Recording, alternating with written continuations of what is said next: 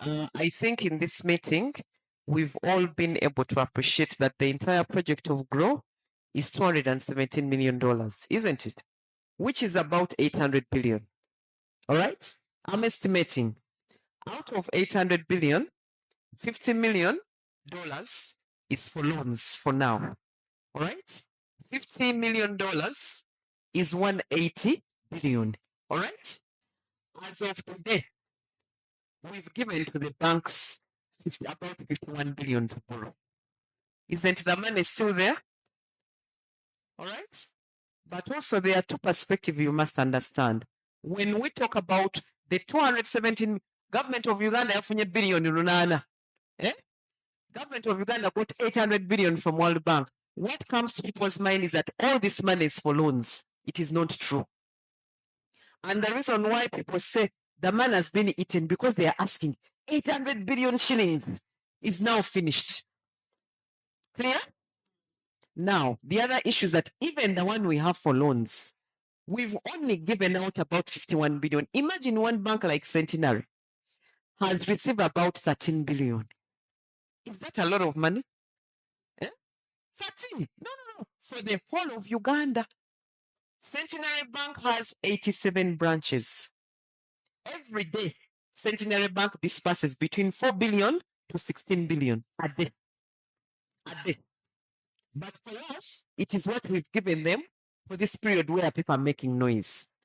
So I think there is this wrong perception that we are sitting on a whole pool of gold full of money, for everybody.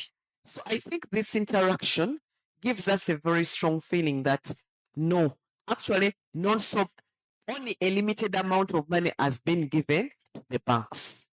All right? And that limited amount of money has been taken by the women. Every single woman that has received money, we have their contacts, we have their details, and they have been audited by KPMG. All right? There is no man that is putting on, maybe Busharizi might be, but these are women-owned businesses or women that have gotten the money properly. I think that is clear from today. The other issue is that why you say money is not there. That I want to explain. When initially we gave 6 billion to Centenary Bank that had 87 branches, first of all, when we did mobilization, people in Kampala, Greater Kampala, Jinja, Masaka, they are more alert. They even have better records. So they are faster to the bank. You get it? Now, this message keeps on moving up to Madi. By the time it gets to Padel, because the money was not per regional allocation, it was designed on a demand and supply. So the moment they got to know the money had been, that little money we had been depleted. And that is the reason why we are now saying, based on the cabinet guidance, we are going to now try to be equitable per region. But also going forward, we are putting targets, what we are calling nudges. We tell a bank in East, now, for example, Stanbic Bank has been onboarded and they are not in Kampala. They are only supposed to give loans in the East, in the North. That's why you don't see them. All right? All their loans are out of Kampala. We are being more deliberate. And I think over time, that issue will be sorted. Yes? Equity. Equity. Now, equal and equitable. Equal, what cabinet initially wanted was that when we have, let's say, the 120 billion will be given 2 years, split it equally among everybody, isn't it? However, we said we're going to use equity where we are using parameters. One of the parameters we use is the percentage of working women per district, because the number of working women in Kampala is not the same as Karamoja. So that number gave us a parameter that we are using to now allocate. Formally, according to UBOS has defined, we are using the census report of the number of working women. That is the one that we are using. All right. And that one now helps us to do the allocation per region. I hope I've answered you. Then I also wanted to talk about issues with where you said people in Kampala, they don't have security or urban poor.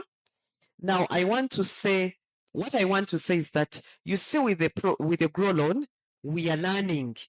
We are learning. This is the pilot. We are learning every day. The same way we are improving, whatever we pick, we try to improve.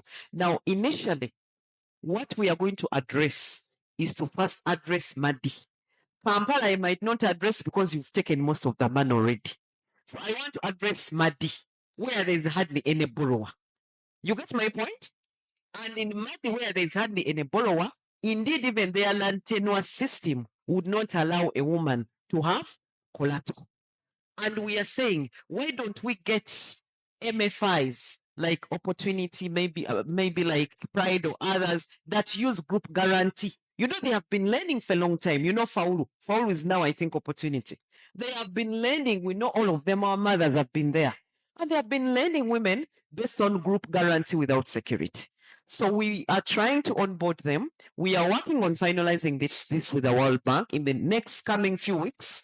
And we are hoping that maybe in the next coming few months, we should be able to launch them, but we are going to be deliberate.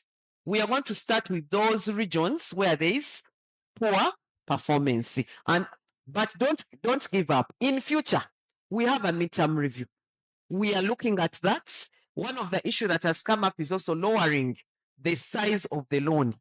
Abantu abagala loan nga ziri wansi wa million bagala 2 emu ekyo bakiraisinze bangi. I want to go to Luganda. Tukitunuulidde naye design bwe tuba tukola ne World Bank tulina agreement government gyekkiriza ne World Bank nga twesiba bye tulina okugoberera.